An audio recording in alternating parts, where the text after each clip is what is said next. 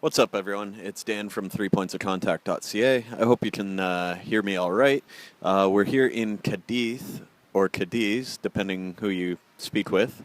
So we've been on the road for about a month now, and I've had a good chunk of time to actually consider how to pursue the series Traveling Blind, and it's it's kind of an awkward thing because stuff that I take for granted, stuff that I deal with every day, um, other people might see as a challenge, and I'm just used to it now. So, for example, I'll start with when we were in Lisbon. A lot of difficulties arose with simply getting around the hills. It's a very hilly city. That's not so much a problem, but people in wheelchairs would have a hell of a time. In fact, I don't think we saw anyone in wheelchairs, likely simply because they can't. The sidewalks are too ancient. The homes and buildings are too old, and streets and buildings have been built on top of each other. It's just not a. It's interesting to see entire cities not being accessible. So when things are accessible, it's very obvious that this is a place with accessibility.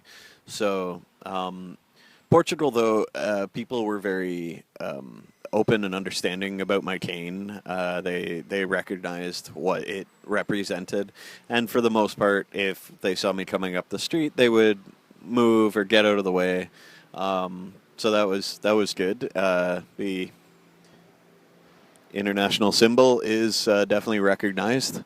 We didn't really try much for the transit in Lisbon, though when we took the metro from the airport to the city, there were audio cues. There would have been assistance for me to get from the airport to the metro, and then whether or not there would be a connection at the other end, I'm not really sure.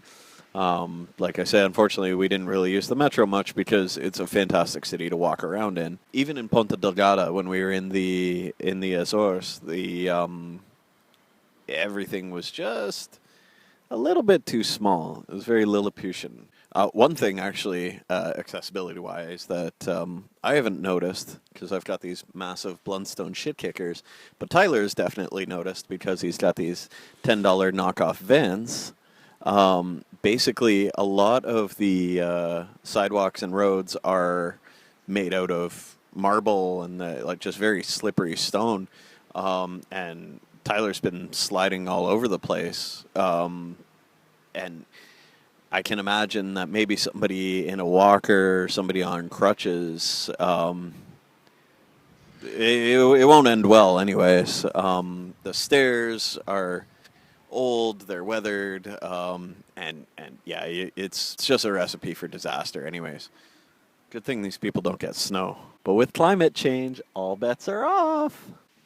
I'm very tough to knock over. It's very difficult for me to trip, which is kind of a point of pride. But when we were in Sintra, up at the Moorish Castle in Sintra, just the walk up there was quite a steep angle, and it was old cobblestones. It was very uneven all the way up. So here I was going up these hills and having a hell of a time with it. I was tripping, I was slipping, but we got up there.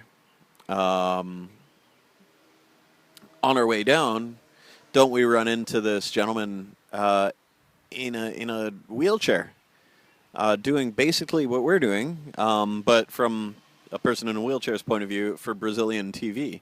That was super cool. But yeah, we met with these guys just on the side of a mountain in Portugal. It goes to show that accessibility is different for everyone. And that is another important point, is that accessibility is for everyone, not just people with disabilities. So one of the interesting things, though, for Portugal was that they have respect for pedestrians. It was fantastic. So when you walk up to a crosswalk, it's just, the zebra or zebra, if you want, crossing.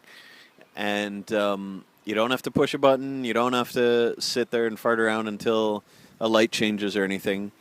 For the 9 times out of 10, all you have to do is walk up to the edge of the street. People in their cars will see that you're there and they'll stop. And you go, tuk, tuk, tuk, tuk, tuk, and you go across. And then they move on. It's perfect. And pedestrians respect it, drivers respect it. So in a country that's in a lot of ways kind of haphazardly put together, they really have that going for them, and they don't care if you're in a wheelchair, if you're in a walker, if you've got a white cane, they will stop for you. It just seems the only thing I was worried about was the foreign drivers, who that's not a natural thing for them. So I wonder how many British people rinse through pedestrians on an annual basis in Lagos. Anyways, guys, have a good one, and I'll put some more of these up pretty soon. Cheers.